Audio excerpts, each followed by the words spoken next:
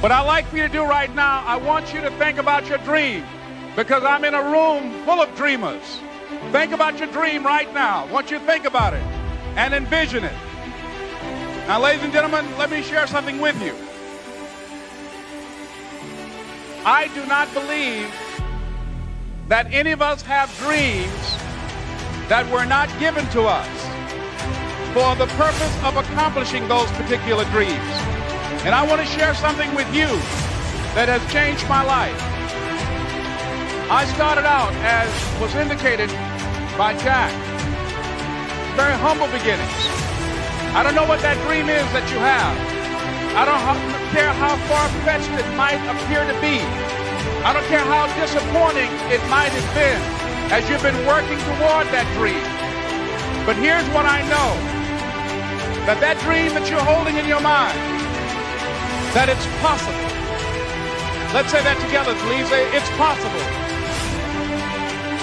See, sometimes we can't say, I can do that. But what we can say, that it's possible that I can have my dream as we run toward it, as we work on it day in and day out.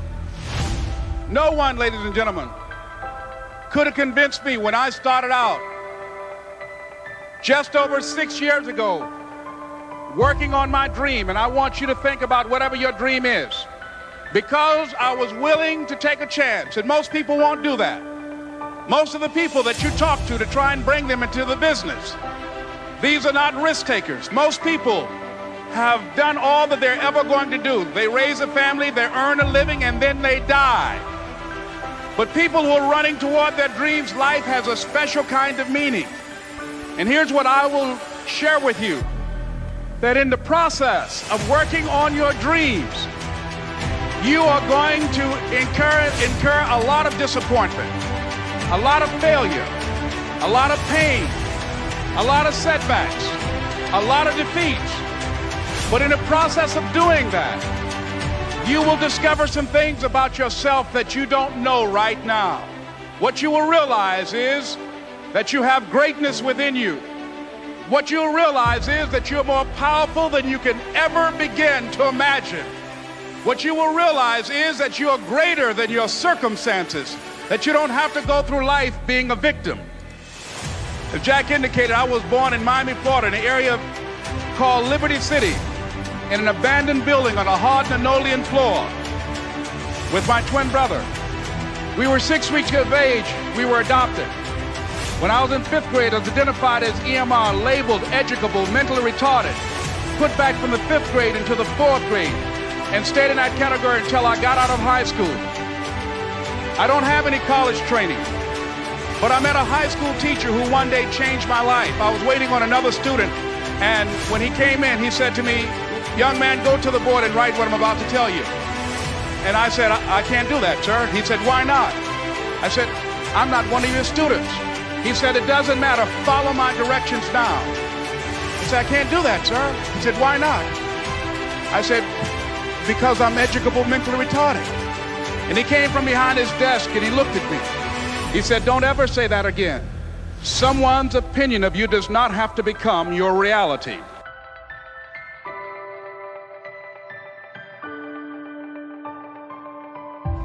And that man, Mr. Leroy Washington, did something for me. He started planting seeds in my mind that enabled me to begin to dream, as Dexter has been doing for you. And ladies and gentlemen, I started working on my dream. And most people don't work on their dreams. Why? For many years I didn't. One is because of fear. The fear of failure. What if things don't work out? And the fear of success. What if they do and I can't handle it? The other thing is that most people, ladies and gentlemen, they get comfortable. They stop growing, they stop working on themselves, they stop stretching, they stop pushing themselves, and they end up becoming very cynical about life, and they throw in the towel on themselves and on their families and on their dreams. And the other thing is that most people don't feel worthy. What I'm doing now, I could have been doing years ago. But because I did not have a college education, because I didn't believe in myself, because I allowed other people's opinion of me to control my destiny, I didn't act on my ideas. So I applaud you for your dreaming. for your running towards your dream. I applaud you for believing in yourself, because that's what life is about, stretching and challenging, looking for ways that you can begin to improve yourself. And ladies and gentlemen, as a result of stretching out, of acting on my dream, and I don't know what that dream is for you, I can tell you that it's possible. No one could have convinced me that after just over 6 years, I will have my own book entitled Live Your Dreams. Just over 6 years, I will have 5 specials on public television. Just over 6 years, I've done motivational speaking for AT&T, Procter & Gamble, McDonald's Corporation, Xerox, IBM. Just over 6 years. I will now have my own talk show that will premiere on Monday, Labor Day. I'm saying to you, your dream is possible.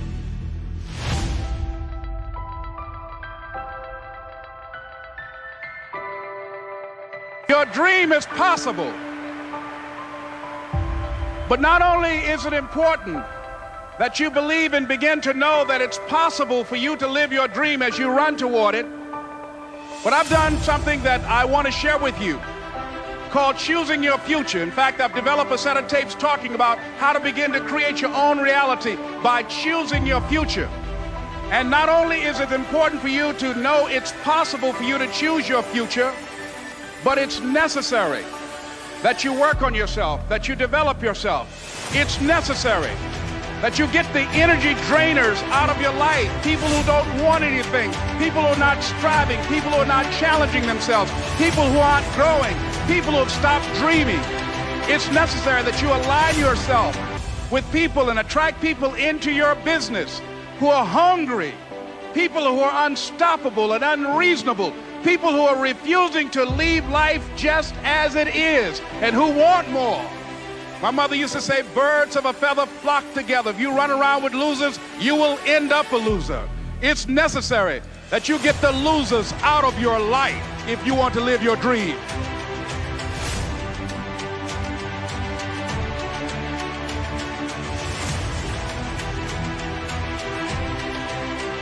It's necessary to know that everybody won't see it, that everybody won't join you, that everybody won't have the vision. It's necessary to know that a lot of people like to complain, but they don't want to do anything about their situation, that you are an uncommon breed. You have to know within yourself that I can do this. Even if no one else sees it for me, I must see it for myself. That's necessary. It's also, ladies and gentlemen, necessary that you be creative when you're working on your ideas, that you understand the importance of changing up, of readjusting your strategies. Many times we can have a great idea, but if you're not advancing it in the right way and things don't happen, you become discouraged and think the idea doesn't work. No, that's not true. It's necessary that we become creative. I remember when I was in New York walking down the street, and a guy approached me and said, "Hey, mister, can I shine your shoes?" And I said, "No, I'm in a hurry. I don't have time." I kept walking. Someone else said, "Hey, man, your shoes look clutty. May I shine your shoes?" I said, "No, I don't have time. I'm sorry, I'm busy." And I was walking fast, and many people solicited me for my business. And then finally, a young man stepped in front of me, and he said, "Excuse me." And he started counting, 97, 98, 99, 100. He said, "Sir?" I said, "Yes." He said, "Come here, please." I said, "What is it?" He said, "Today is my birthday. And every year, just to thank God for another year of life, the 100th person who passes my shoe shine stand, I offer them a free shoe shine. Would you give me the honors?" I said, "Why, sure." I got up on the shoe shine stand, George, and I sat there, and he shined my shoes diligently. And when I got down, I looked at them, they were sparkling. And I was walking away, and I said, "Thank you." And I stopped, I said, "Excuse me, but how much do you usually charge?" He said, "Only $2. I said, "I tell you what, today's your birthday. Here's $5, keep the change." He said, "Thank you." As I was walking away, looking in the opposite direction at other people coming, he started counting again. 97, 98, 99, 100.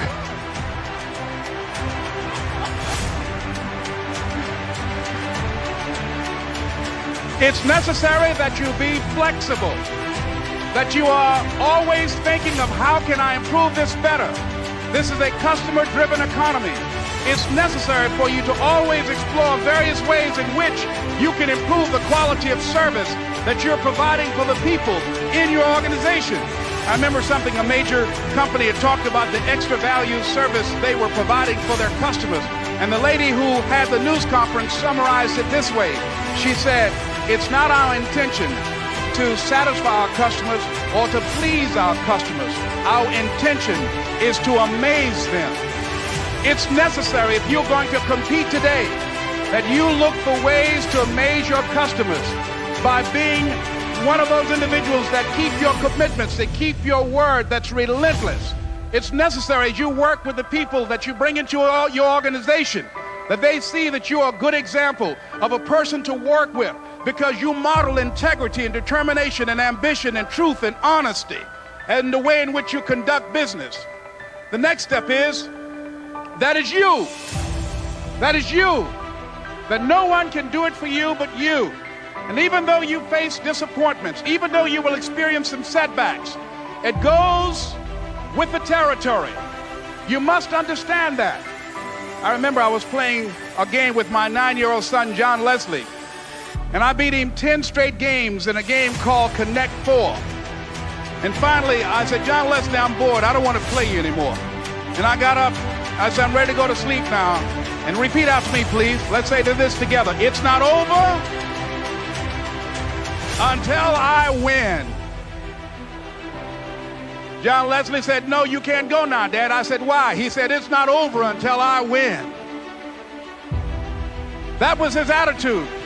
We sat down and we played several other games. And finally, after the 11th game, John Leslie won, and he got up and he yawned. And he said, I'm ready to go to sleep now. And I'm saying to you, what if all of us took that attitude after we face a rejection and a no, or we have a meeting and no one shows up, or somebody say, you can count on me, and they don't come through? What if we have that kind of attitude? The car's repossessed. Nobody believes in you. You've lost again and again and again. The lights are cut off, but you're still looking at your dream, reviewing it every day, and say to yourself, it's not over until I win.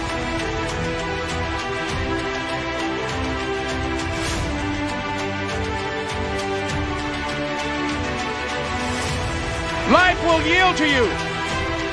Now here's the next step. Repeat after me, please. It's possible. I can live my dream.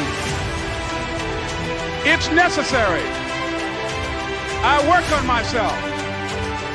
Surround myself with winners. Become creative. It's me. I've got to make it happen.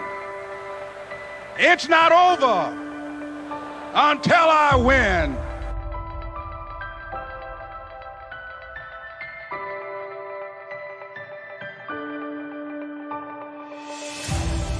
The next thing that's important to know, yes, it's possible that you can choose your future and direct the course of your life as you run toward your dream. It's necessary that you have goals, that you write those goals down, that you plan, that you think constantly of how you can begin to improve what it is that you're doing. If it's your presentations, if it's your recruiting skills, whatever that is, it's also necessary that you look for ways to always find a way to pull it out when everybody else thinks that you are defeated. That you've got to take personal responsibility to know that in order to become successful, you've got to make it your personal business to do it. But the next thing, ladies and gentlemen, I want to share with you that some of you already know that it's hard. It's not easy. It's hard changing your life. It was hard when just over 3 years ago, in the Penobscot building in Detroit, Michigan, where I was operating my business, and I fell on some hard times, and I was sleeping in my office. It was hard coming into the lobby, and the security said, excuse me, Mr. Brown, can we see you for a moment? And I said, yes, and I walked up to the counter, and he gave me an envelope. And he said, would you mind reading it here? And I opened the envelope, and the envelope was from management that said, this is an office tower. It's not a hotel. Please do not sleep in your office. And I said, excuse me, sir. I said, I just work long hours in creating my business. I'm an entrepreneur. And right now things are bad for me, but they're not going to be this way always. And I just asked for the opportunity to continue to operate like I'm doing. I'm not trying to make this my home. And it was hard coming through the lobby. And sometimes they would laugh. There's a guy talking about becoming successful. And look at him. He's bathing in the bathroom upstairs on the 21st floor. He sleeps on the floor. Him and two other dreamers up there. Look at him. It was hard, ladies and gentlemen, coming to speak to people. And I was facing financial difficulties in my own life. I was behind on my bills and my dreams, and I'm saying to them, you can live your dream. It was hard, ladies and gentlemen. It was very difficult to pick myself up each day believing that I could do it. There were times that I doubted myself. I said, God, why is this happening to me? I'm just trying to take care of my children and my mother. I'm not trying to steal or rob from anybody. How did this have to happen to me? It was very hard. And here's what I want to say to you. For those of you that have experienced some hardships, don't give up on your dream. No one could have convinced me by holding on, by continuing to push forward, by continuing to run toward my dream, that one day I would have my own talk show.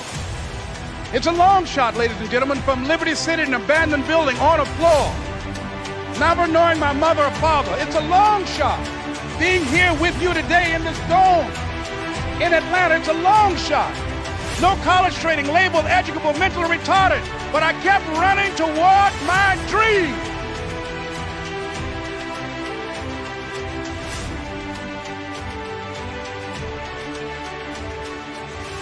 Don't stop running toward your dream. It's very important. As you hold on to that dream, there are moments when you're going to doubt yourself. There are rough times are going to come, but they have not come to stay. They have come to pass.